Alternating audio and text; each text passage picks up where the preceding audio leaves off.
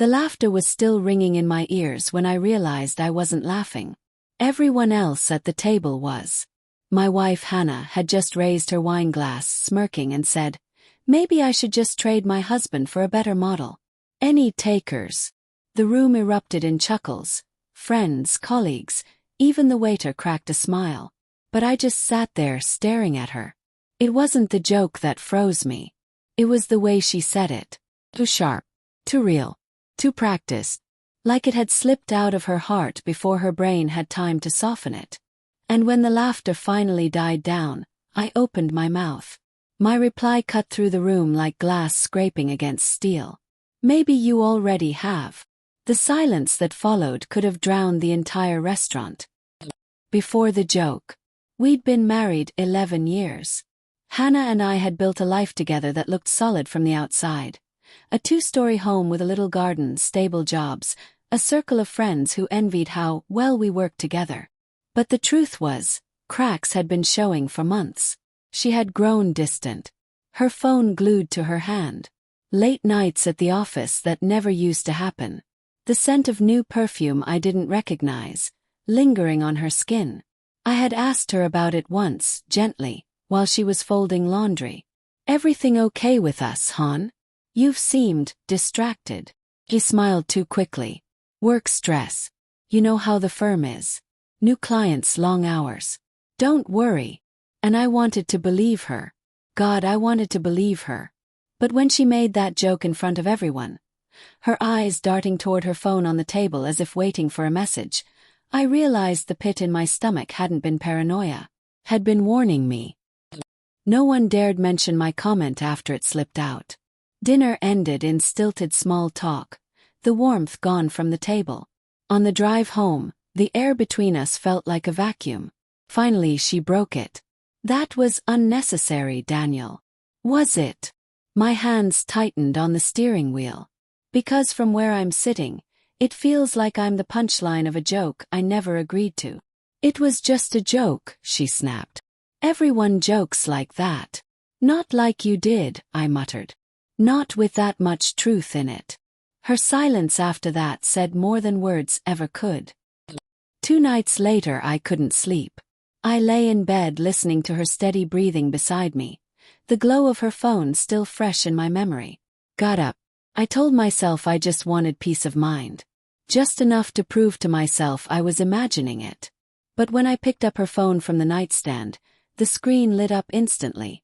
No passcode. She must have trusted that I'd never look. And there it was. A string of messages. Late-night confessions. Pictures I couldn't erase from my mind even if I wanted to. His name, Ethan. Coworker. Someone she'd mentioned once in passing but never again.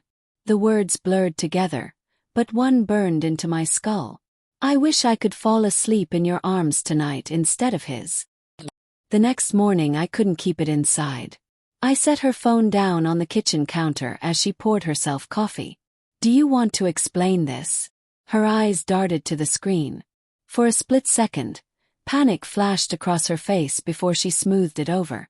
"You went through my phone. That's what you're worried about." My voice cracked.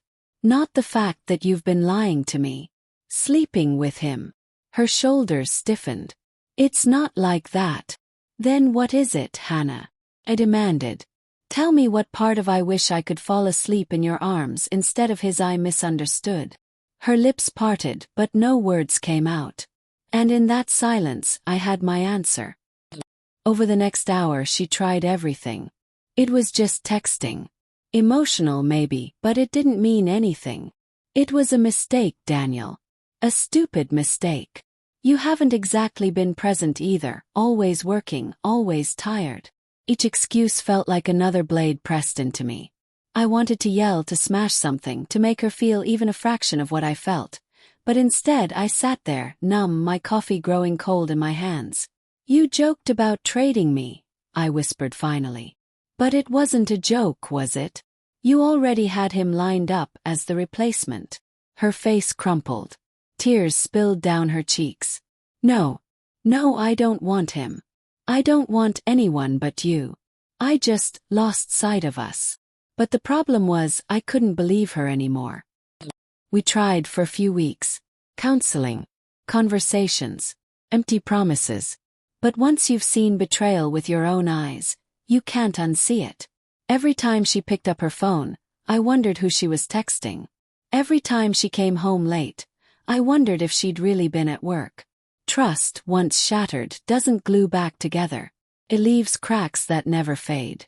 One evening, she reached for my hand across the couch. I pulled away without meaning to. The look in her eyes then, it wasn't anger. It was resignation. She knew. And so did I. The night we decided to separate, there were no screams. No accusations. Just silence thick enough to suffocate. "I never thought we'd end like this," she whispered, her fingers tracing the rim of her glass. "Neither did I said.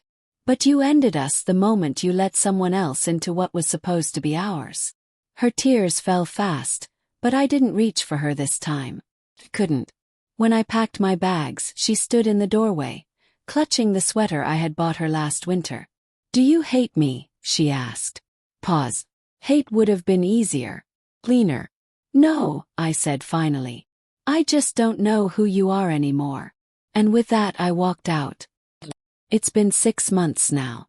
People still ask what happened between us. Some of our friends whisper about that night at the restaurant, the joke that froze the room. What they don't realize is that the joke wasn't what ended us. It was just the crack that let the truth slip through.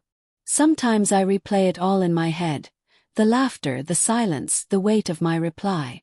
And I wonder if I'd stayed quiet that night, if I'd swallowed the unease and forced a smile, would we still be together? But then I remember the messages, the lies, the way she looked at me when she realized I knew. Well, the marriage had ended long before that joke. I just finally found the courage to admit it. Betrayal doesn't always scream. Sometimes it laughs at a dinner table, hidden behind clinking glasses and polished smiles. Sometimes it whispers through text messages at midnight, in words meant for someone else.